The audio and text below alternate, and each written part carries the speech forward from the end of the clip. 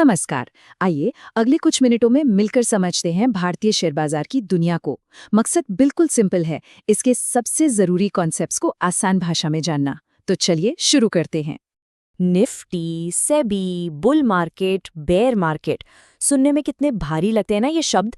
ऐसा लगता है मानो कोई पहेली हो, लेकिन घबराने की बिल्कुल जरूरत नहीं है। हम इन सबको एक एक करके सुलझाएंगे ताकि हर बात आसानी से समझ में आ जाए।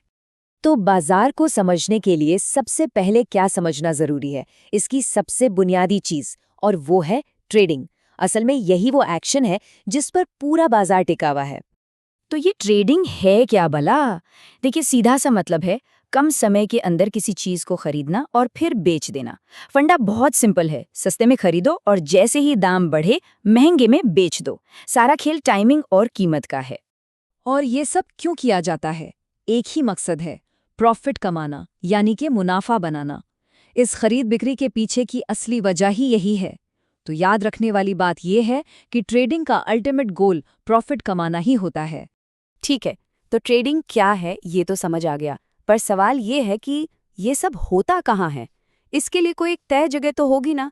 चलिए पता लगाते हैं। और उस जगह को कहते हैं स्टॉक एक्सचेंज। इसको ना एक तरह से शेयरों की ऑफिशियल मंडी समझ लीजिए।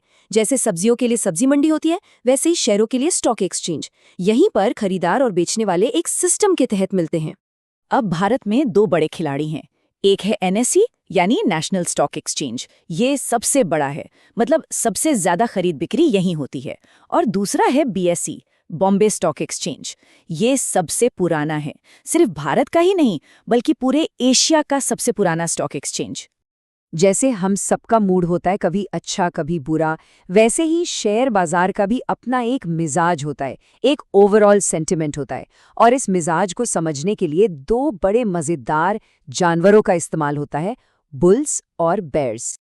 देखिए, जब बाजार में आशावाद यानी ऑप्टिमिज्म होता है, मतलब लोगों को लगता है कि अरे वाह, कीमतें तो और बढ़ेंगी, तो सब खरीदने लगते हैं।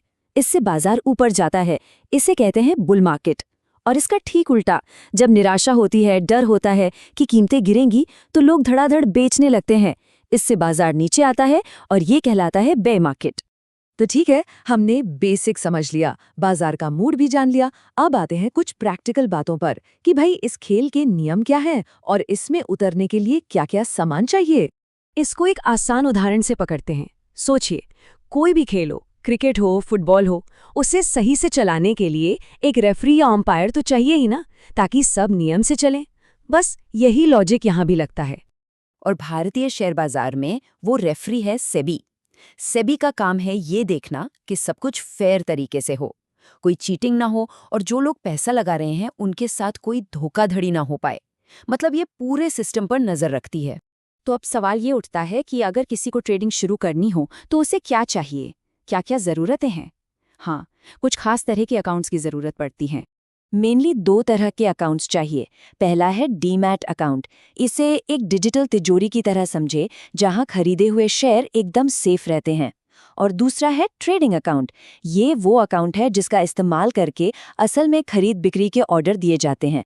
चलिए अब आते हैं अपने आखिरी लेकिन बहुत ज़रूरी कॉन्सेप्ट पर। पूरे बाजार का हाल एक झटके में कैसे पता करें? देखिए, बाजार में तो हजारों कंपनियां हैं। अब एक एक पर नजर रखना तो प्रैक्टिकली पॉसिबल नहीं है। तो फिर कोई ऐसा तरीका है जिससे एक नजर में पता चल जाए कि ओवरऑल मार्केट कैसा परफॉर्म कर रहा है, ऊपर जा रहा है या नीचे? इसका जवाब है स्टॉक मार्केट इंडेक्स। ये कुछ नहीं, बस एक नंबर होता है जो बाजार के एक बड़े हिस्से की परफॉर्मेंस को दिखाता है। इसे आप मार्केट का थर्मामीटर या स्कोरबोर्ड कह सकते हैं, जो बताता है कि बाजार की सेहत कैसी है। और इंडिया में जो सबसे पॉपुलर इंडेक्स है वो है निफ्टी 50। ये नेशनल स्टॉक एक्सचेंज की टॉप 50 कंपनियों के हालचाल पर नजर रखता है।